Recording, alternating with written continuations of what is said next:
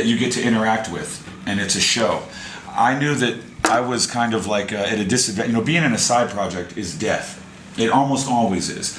It's a vanity project for a principal artist, and it's never really considered to be as good as the original.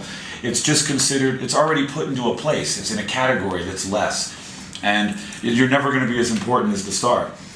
Joshua, the fact that we love each other so much, he is like my brother. I don't love anyone else really more than I love Joshua. And the very first day we sat down to record the first album, he had this really hard talk with me about what rock and roll was like and what I should expect, and he didn't fucking sugarcoat anything.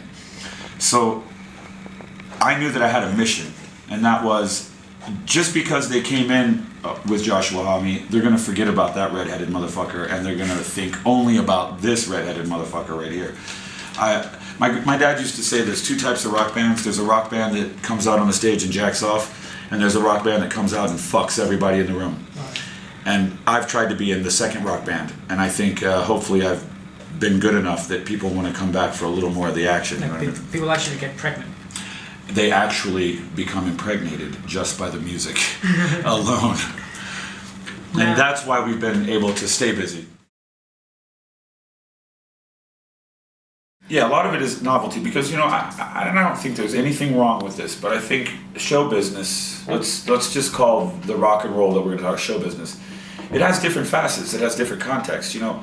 I don't expect Britney Spears to write songs. I don't. And therefore, I'm never going to judge her if she isn't writing her own songs. I expect her to shake her tits and entertain me, and she does it beautifully. And that's all she should be judged on, do you know what I mean? And so, when we've been touring, I've seen a lot of bands that are kitschy, they're trendy or whatever. It's cool, but I like artists that there's a lot of magicians running around. Right. There's very few wizards. And that's I want to be a wizard. So I've gotten to see some wizards out there. You know, the internet hasn't really changed anything, it's just reset it. So you can do a lot on your own, and the label's power has shifted. It's just allowed impresarios or self-motivators to come along. Dave Grohl, Joshua Homme. There's going to be some big personalities that are going to be anchors, and that's what I've seen. The last 5 years, I've seen that there are anchors and a lot of shit that is tied to it. Like, I'm tied to Josh, but I'm not in his shadow. I'm sitting in the shade, baby.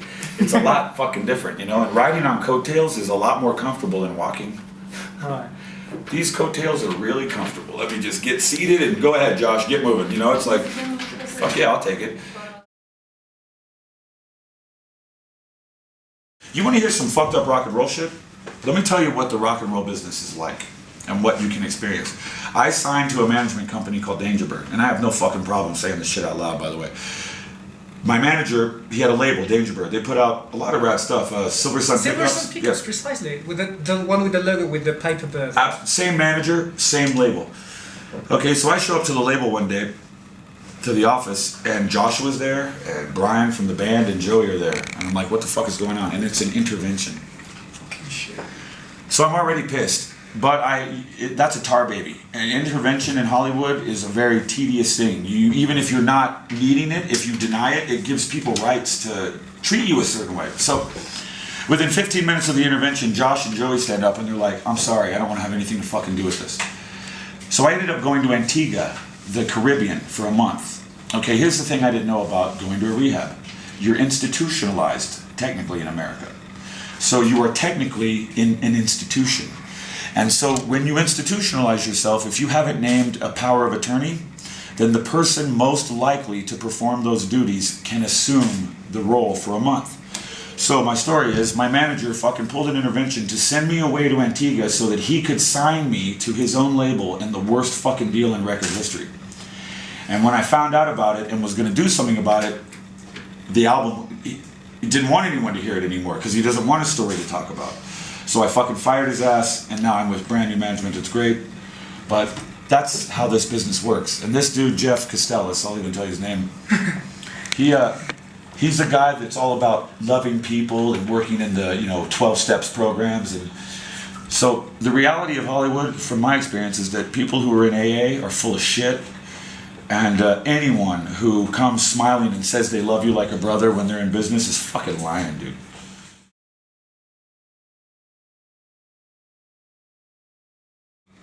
It'd be chorizo and eggs cooked in a really old skillet. Really sounds. You know what I'm talking about? It's good. And it would be like it'd be like a lingua taco bought on the street. It's just perfect. Can't say it better. Because and that was the thing about our music scene that I really love so much about it that I don't really think a lot of people get to see is that we were 2 hours outside of LA and we fancied ourselves like in LA because Palm Springs traditionally is where movie stars and rock and rollers have gone for years to vacation and party. The Rolling Stones wrote Brown Sugar and Joshua Tree, you know what I mean? Jimi Hendrix was staying in Palm Desert with Eric Burdon. So we kind of got that air to ourselves. When you're hanging around with Hollywood stars all the time, you kind of feel like you're king shit of fuck mountain. So we had this scene and it was like Captain Beefheart meets question mark and the Mysterians. Rock and roll. Rock and roll, but with a sincerely, truly, not a banda Mexican influence, but a Mexican influence that was unique, like Lowrider.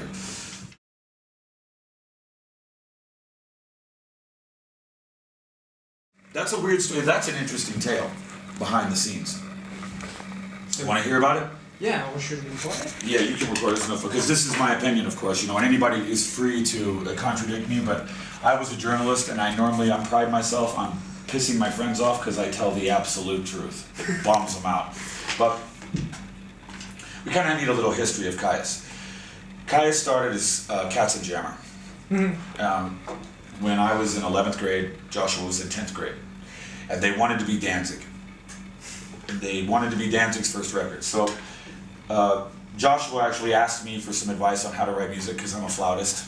This you may not want to tell anybody, but I'm a classical flautist. So I was the only one who knew about music. Just its structure, Right. whatever. So Brant's a Mexican dude genetically, but he was raised by white Swedish judges and a teacher. So he's actually one interesting fellow. He's the whitest dude I know, but he doesn't know. So we had a talk earlier about democracy in bands.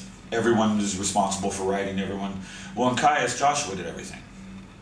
Brant really didn't. This is the truth. So when they broke up, long story short, Joshua was always the owner of the stuff, but he was just. He put together a trust fund so that everyone can be taken care of. He did shit that nobody does. Brant, it's an ego thing, really. It's just really what it boils down to. Caius is a cult sensation. Yes. And who doesn't want to be the principal god of a cult sensation? I would. That's what's the source of this. And what really happened with that Vistachino shit is that, unfortunately, a group of friends did something underhanded. And they tried everyone owned the name Caius equally. There's a technicality of refiling. Every year in America, when something is trademarked, it expires for like an hour until it resets unless challenged. In other words, it's institutionalized so that in case there's a problem or something illegal, every year you have an opportunity to hear your case. But it's only like an hour. And when that hour came up, Brant talked to the other guys into coming to this meeting where he tried to cut Joshua out. Now, there is no arguing that. That is what happened. And Joshua, I'm going to tell you right now, Joshua gets a lot of fucking bad rep. He gets accused of, especially by those guys, by Brant, of being an underhanded, cheating bastard. But he's not. When they tried to file that shit, he found out, he didn't file a lawsuit immediately. He called them up individually and said, "What the fuck is going on, dude? I thought I was your fucking friend." When they still tried to do it, that's when he had to get involved. And he still didn't even make a big deal about it. There's a video of him in fucking France watching them. He was that, however, it's not that big of a deal, but when you have a reputation and people are going to take pictures, it actually means something when you go stand next to someone else and allow them to be. So, you know what I mean? So that's really what happened, and it really broke Josh's heart. And one thing that I really resent because I love my friends. I love them dearly, and I fucking will defend them to the death. And to see my best friend, who's been nothing but the most stand-up, honest to a fault, decent motherfucker, even getting accused of being something that he's not, just sickens me. Because he never wanted to stop them from playing. He was supporting it. He wanted to help it. But when all of a sudden they wanted to make it so that they didn't have to ask him anymore, or he doesn't get any percentage of the name, because Caius, even if he's not in the band, dude, if the Beatles went to go tour, I'm sure nobody would think John Lennon or Paul McCartney or any of them would be a dick for trying to like still get some money on that stuff. They're part of it. Right. You can't cut them out. And I know that Brant regrets doing that. I know he does. But ego is a powerful thing, man. And it's hard to admit you're wrong. Especially when you're a fucking killing, rockin', raping, rolling, fucking tough, fucking Texican fucking style rock and roll, you know what I mean? Like, so, there. That's what I have to say about that.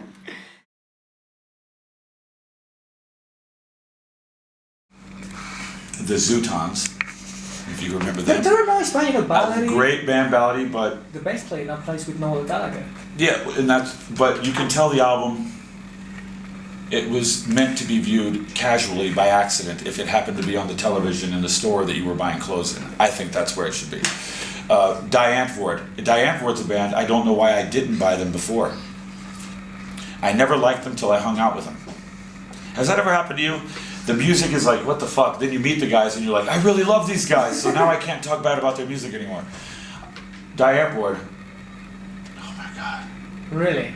Dude, the partying that we did in South Africa. I can fucking, they played here last year in a festival. And it ain't no joke. See, and this is my point, like, I reversed your question. Self culture. I don't really necessarily like their music all the time, but what they represent is a truth that is uncommon. The truth is they are fucking crazy. There is nothing fake about their weirdness. It's all fucking real. And that chick, Yolandi. how I can get a boner when I look at that chick is like, what the fuck is going on here, What's dude? wrong with me? Like, but it's happening, so it's honest. So what do I do with this? Oh, all right, I know what I do with this. Come here, baby. You know what I mean? She's like, dude, when I hung out with him, somebody said something that she thought was, you know, have you noticed how they're really insecure in interviews? Have you ever seen their interviews? Yeah. You know, that's a side effect of being high on amphetamine all the time. And when you get to 3 or 4 days into it, it makes you really like, you don't know what you're hearing, you get insecure, and you're trying to pretend to be yourself because you're so exhausted. That's what that's from. So some dude says something and she thought he was talking shit, and she just turned and fucking smashed him right in his face. And then when what did he say? Oh, okay, he wasn't talking shit? All right, then you're cool. It was like, when he wakes up, we'll tell him, you know what I mean? I appreciate that, because even if it's cruel and vicious, it's true, and it's honest. And in this day and age, not fucking wearing sheep's clothing goes a long way when you're a wolf. You know what I mean? I'm a wolf. I want to fucking run with the lobos. I don't want to fucking pretend to be a pussy. You know what I mean? Let's fucking do this.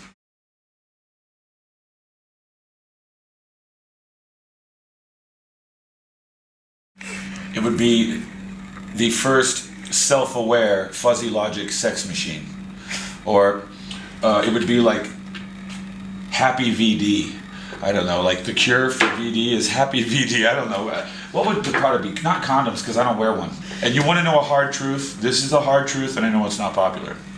But if we could all get diseases the way they say we could without a condom, then everybody'd be fucking dead. Fear sells all kinds of shit. But let's get back to my product, because I like to talk about my product. It would be a kit. It would be like a combination of hair pomade, a mustache comb.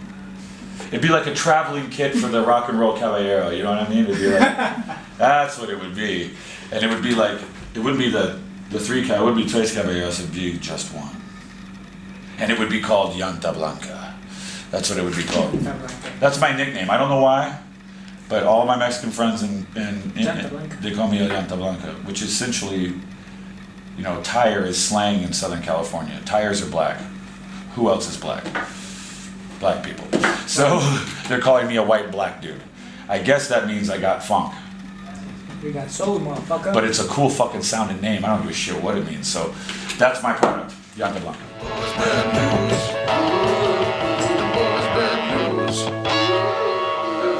My life was to be a teacher and to be a journalist.